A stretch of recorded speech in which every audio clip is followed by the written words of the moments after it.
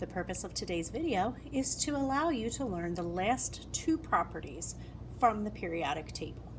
The properties that we're looking at today are the successive ionization energy and the electron affinity. The biggest difference between these properties and the properties that we have covered previously are that we are focusing more on group trends this time, meaning a group at a time instead of individual elements, in order to predict these properties. The first one that we're looking at is the successive ionization energy. And a successive ionization energy is just the energy required to remove another electron from an atom that is already positively charged. So the amount of energy required to remove the next electron from a cation. One type of successive ionization energy would be the second ionization energy. And the second ionization energy is the energy required to remove the second electron from a +1 cation. We could also talk about the third or the fourth or the fifth, really the whole way up to the 8th ionization energy. Each of these ionization energies that has a number in front of it like this, each of them is a type of successive ionization. So if we're looking at our Bohr model of silicon here, right now it's neutral silicon. If we want to remove the first electron from silicon to create a +1 ion, that's going to require energy. And the energy required to do that was the ionization energy we learned about in the last section. Today, we're talking about removing a second electron from the silicon +1. When we do that, we need to put in more energy, and we create silicon +2. Now, if we're looking at an individual element, the second ionization energy is always going to be bigger than the first. The third will always be bigger than the second. The fourth will always be bigger than the third. The more electrons you remove, the stronger the protons are going to pool on the remaining electrons. So it's always going to take a little bit more energy than it did the prior one. But that's actually not what we're going to be comparing. Instead of comparing the amount of energy to create silicon +2, the second ionization energy, with the amount of energy to create silicon +3, which by the way would be called the third ionization energy because we took the third electron away from something that was already +2. Instead of comparing each of these for silicon, we're going to be comparing the ionization energies for different elements within the same period though. So before we do this, let's just quickly remind you, a low ionization energy means that it's easy to remove the electron. That electron isn't being held on as tightly. A high ionization energy means it's hard to remove that electron. It takes a lot more energy because the electron is being pulled on harder. We're going to compare magnesium to aluminum, and we're going to say when do they have lower ionization energies and when do they have higher ionization energies in comparison to each other and the other elements within that period. So if we start with neutral magnesium, we have 12 protons, we have 12 electrons. Honestly, neutral magnesium, he's kind of like meh. He's not stable, he doesn't have a full valence shell, but he's slightly more stable than something that only has one valence electron, so really meh. If we look at the ionization energy initially to create magnesium +1, it doesn't really help him out that much. He's still not stable.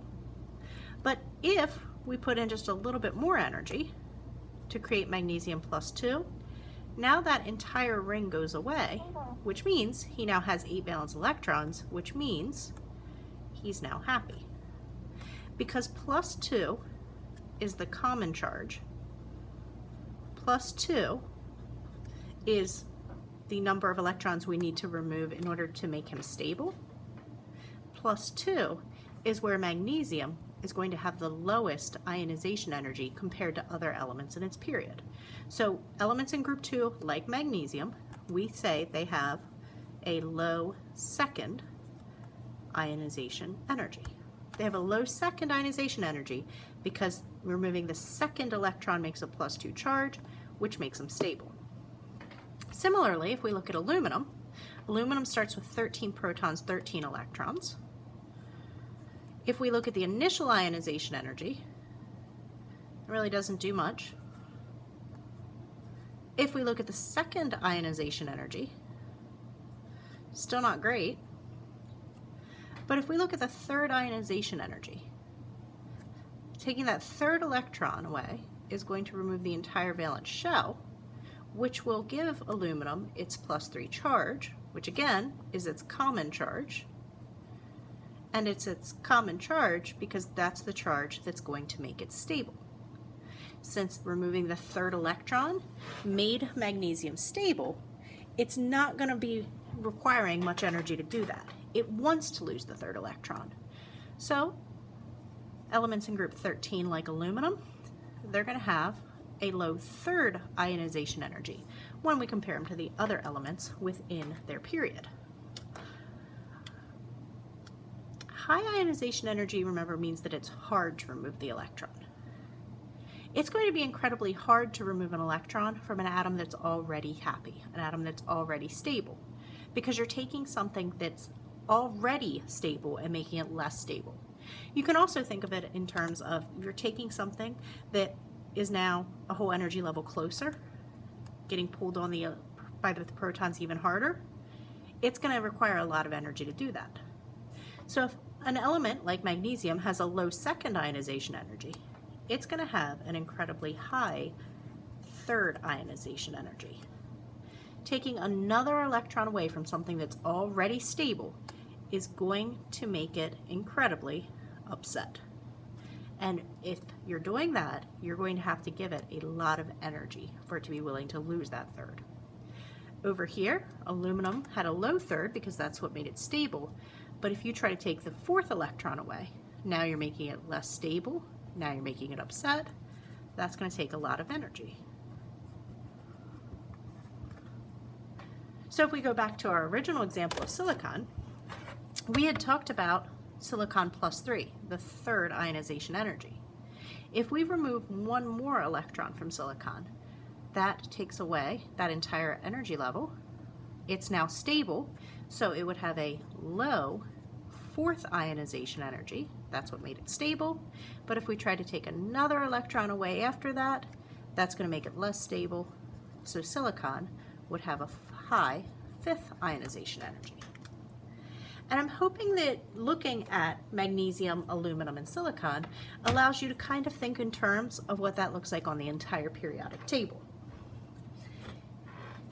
If we compare the successive ionization energies for elements that are within a period, so within a row, we will find that the lowest ionization energy will occur when an atom is losing its last valence electron.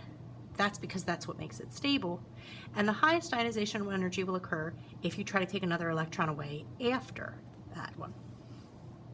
So think about our periodic table and think about the number of valence electrons that are in each group. Group 1 had 1, Group 2 had 2. The D block we're going to skip over. We're not going to worry about the transition metals at this point. Group 13 had 3, 14 had 4, 15 had 5, 16 had 6, 17 had 7, and finally the noble gases had 8 valence electrons. In order to figure out where the lows occur, we really just have to match number. So, Group 1 had the low first ionization energy. It was really easy to take the first electron away from them. Group 2 will have the second, low second ionization. Group 13 will have the low third. Group 14 will have the low fourth. Group 15, 16, 17, and 18. All of them will match up. The number of valence electrons tells you when they will have the lower ionization energy in comparison to the other elements within the period. Remember, taking that number of electrons away takes it back to a stable energy level. It takes it back to a ring that already has 8 electrons.